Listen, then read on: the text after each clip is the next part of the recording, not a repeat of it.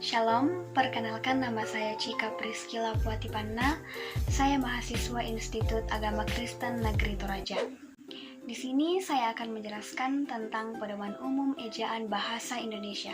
Dalam penulisan karya ilmiah, sastra, atau penulisan berita, kita memerlukan pedoman penulisan bahasa Indonesia yang baik dan benar. Pedomannya ialah ejaan. Ejaan sendiri artinya keseluruhan peraturan, yaitu bagaimana menggambarkan dan menggunakan lambang atau tanda bunyi bahasa menjadi bentuk huruf, kata, tanda baca, serta kalimat. Bahasa Indonesia secara resmi digunakan atau disetujui pada tahun 1928, tepat pada tanggal 28 Oktober 1928 secara resmi sebagai bahasa Indonesia. Sistem ejaan bahasa Indonesia telah mengalami beberapa kali perubahan, yaitu sebanyak 7 kali.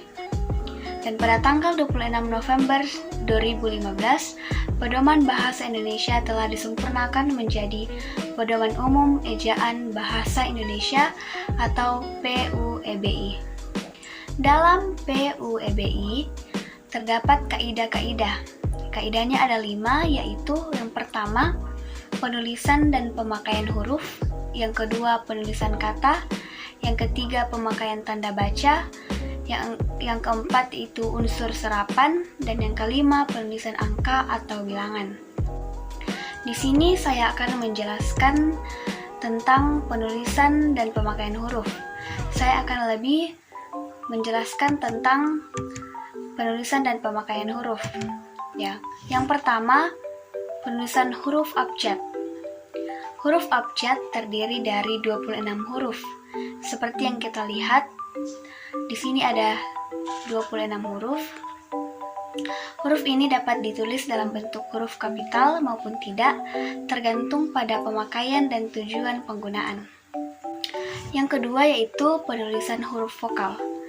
Dalam ejaan bahasa Indonesia, huruf vokal terdiri dari 5 huruf vokal, yaitu sebagai berikut. Sama seperti huruf abjad, huruf vokal juga bisa ditulis dalam huruf kapital atau tidak, tergantung pada pemakaiannya.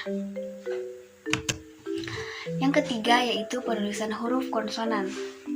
Huruf konsonan adalah huruf yang tidak termasuk huruf vokal, yakni seperti yang kita lihat di sini ada beberapa huruf konsonan, dan penulisan kapital atau tidaknya juga tergantung pada pemakaian dan tujuan penggunaannya. Kemudian yang keempat yaitu penulisan huruf diftong. Dalam ejaan bahasa Indonesia, huruf diftong merupakan 2 vokal yang diucapkan bersamaan. Huruf diftong terdiri atas ai, au, oi. Contoh katanya ialah santai, pulau, survei.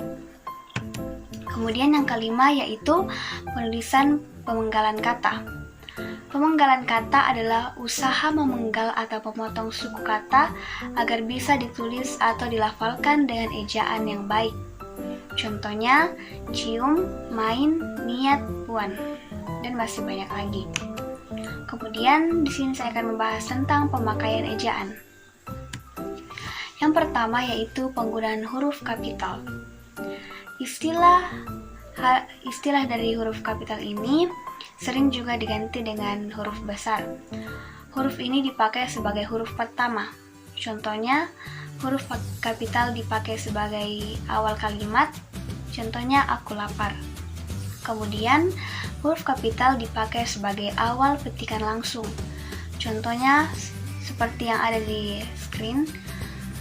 Kemudian, huruf kapital dipakai di huruf pertama dalam ungkapan yang berhubungan dengan nama Tuhan serta kitab suci, termaksud kata ganti Tuhan. Contohnya, seperti Allah, yang Maha Kuasa, Kristen, Islam, dan lain sebagainya. Kemudian, huruf kapital dipakai di huruf pertama, gelar kehormatan, keturunan, dan keagamaan. Contohnya, seperti Sultan Hasanuddin. Kemudian, huruf kapital dipakai di huruf pertama unsur nama orang. Ya, contohnya seperti yang ada di layar. Kemudian, huruf kapital dipakai di huruf pertama nama bangsa, suku, dan bahasa. Contohnya seperti bahasa Indonesia, bangsa Indonesia. Kemudian huruf kapital dipakai di huruf pertama nama tahun, bulan, hari, hari raya, dan peristiwa sejarah. Contohnya tahun Masehi, bulan Juni, hari Natal. Kemudian huruf kapital dipakai di huruf pertama nama geografi. Contohnya Asia Tenggara. Kemudian yang kedua, huruf miring. Huruf miring adalah huruf yang tercetak miring. Huruf miring ini dapat dipakai untuk menulis nama buku, majalah, dan surat kabar yang dikutip dalam tulisan. Contohnya seperti yang ada di layar. Kemudian huruf miring dipakai untuk menegaskan kata. Contohnya seperti yang kita lihat saat ini. Kemudian huruf miring dipakai di nama ilmiah. Kemudian saya akan menjelaskan tentang tanda baca. Tanda baca adalah simbol yang tidak ada hubungannya dengan suara, kata, atau frasa dalam bahasa Indonesia. Tanda baca itu sendiri berperan menunjukkan sebuah struktur tulisan, intonasi, jeda pada saat pembacaan. Di sini saya akan menjelaskan 3 tanda baca. Yang pertama yaitu tanda tanya. Tanda tanya adalah salah satu tanda yang digunakan untuk menandakan akhir kalimat pada kalimat pernyataan. Biasanya digunakan. Di sini saya akan menjelaskan 3 tanda baca. Yang pertama yaitu tanda tanya. Tanda tanya adalah salah satu tanda yang digunakan untuk menandakan akhir kalimat pada kalimat pertanyaan. Biasanya digunakan untuk kalimat yang di awalnya itu 5W tambah 1H, yaitu dalam bahasa Indonesia apa, kapan, di mana, siapa, mengapa, dan bagaimana.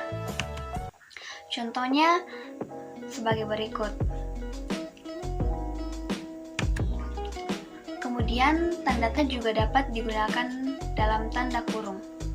Tanda tanya bisa diletakkan di dalam tanda kurung untuk menyatakan bagian dari sebuah kalimat yang masih kurang dapat dibuktikan keabsahannya. Contohnya sebagai berikut.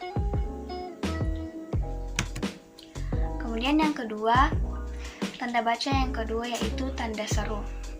Tanda seru digunakan untuk ungkapan atau pernyataan yang berupa seruan atau perintah yang menggambarkan kesungguhan, ketidakpercayaan, atau emosi yang kuat. Jadi contohnya sebagai berikut. Kemudian tanda seru juga dapat menunjukkan ekspresi terkejut atau kaget. Ketika kita merasa kaget, terkejut, atau rasa emosi yang kuat, maka wajib menggunakan tanda seru untuk menuliskan kalimatnya. Contohnya sebagai berikut. Kemudian yang ketiga, yaitu penggunaan tanda titik koma. Titik koma dapat digunakan untuk memisahkan bagian kalimat. Titik koma dipakai untuk memisahkan bagian kalimat yang sejenis dan setara. Contohnya seperti malam semakin larut, kemudian tugasnya tak kunjung selesai. Kemudian tanda titik koma juga bisa digunakan untuk memisahkan kalimat setara. Tanda ini bisa dipakai sebagai pengganti kata hubung untuk memisahkan kalimat yang masih setara dalam kalimat majemuk. Contohnya, Ibu memasak di dapur, Nanda menonton TV di ruang tamu. Sekian penjelasan dari saya